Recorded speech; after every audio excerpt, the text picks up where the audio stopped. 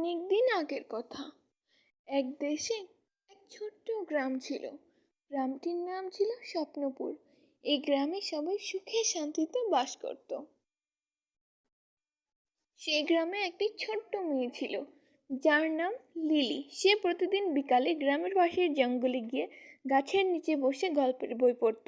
তার প্রিয় বইটি ছিল একটি পুরনো জীর্ণ রূপকথার বই, যেটি তার দাদু তাকে দিয়েছিল।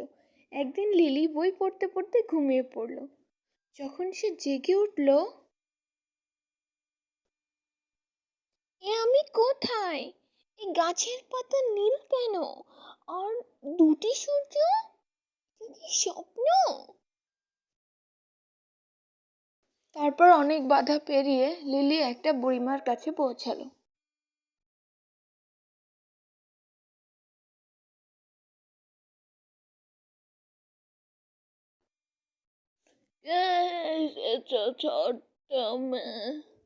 আমি লিলি।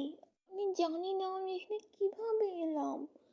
তুমি রূপকথার রাজ্যে এসেছ। এখানে সবকিছু সম্ভব যদি তুমি বিশ্বাস করো। সত্যি? তাহলে কি আমিও একজন রাজকন্যা হতে পারি? তুমি তো ইতিমধ্যে একজন রাজকন্যা হয়ে। জাদুকর দাদু, আমার তোমার সাহায্যের প্রয়োজন। তুমি যদি এখান থেকে কিছু অর্জন করতে চাও, তাহলে এই বইটা তোমার সহায়তা করবে। কিন্তু মনে রেখো, গন্তব্যটাই আসল নয়, যাত্রা এবং হৃদয়ের উপলব্ধিটাই আসল। জাদুকর দাদুর দেওয়া বইটাতে তো স্বর্ণের পাখির কথা লেখা রয়েছে। আমাকে এই পাখিটার কাছে পৌঁছাতেই হবে।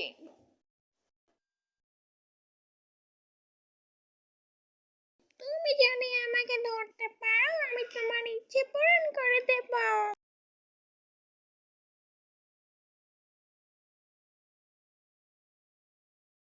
কেন ওর পিছনে দৌড়াচ্ছি? ওকে ধরার চেয়ে ওর সাথে বন্ধুত্ব করাটা কি বড় নয়? আইডিয়া! শুনো, আমি তোমাকে ধরতে চাই না, আমি শুধু তোমার সাথে বন্ধুত্ব করতে চাই। তুমি সত্যি একজন রাজকন্যা, লিলি। তোমার হৃদয় এতটাই বিশাল যে তুমি সব কিছুকে ভালোবাসতে পারো। এই নাও, এই পালক তোমাকে তোমার বাড়ি ফিরে যেতে সাহায্য করবে। তারপর লিলি পালকটা হাতে নিয়ে চোখ বন্ধ করলো, আর চোখ খুলে দেখতে পেল সে তার গ্রামে। আমি আমার গ্রামে ফিরে এসেছি। দাদু, তুমি ঠিকই বলেছিলে, সত্যিকারের রাজকন্যা সেই, যার হৃদয়ে দয়া, ভালোবাসা আছে।